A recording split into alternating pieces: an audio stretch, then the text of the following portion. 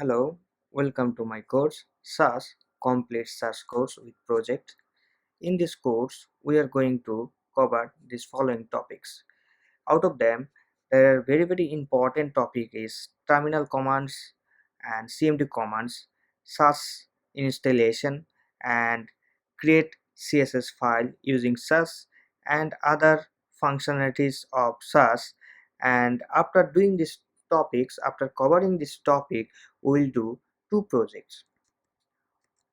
One is CSS clipping path. Okay, using CSS clipping path we will do this awesome text effect. This is actually text. You can see we will do a text effect, and after that we will create a awesome landing page. Here you can see its logo. Here we will have a menu with hover effect. Here we will have a section, hero section, and then we'll have a portfolio section with nice hover effect. Okay, and after that we'll have a contact button with nice hover effect. So I hope you will enjoy this course. See you in the lecture.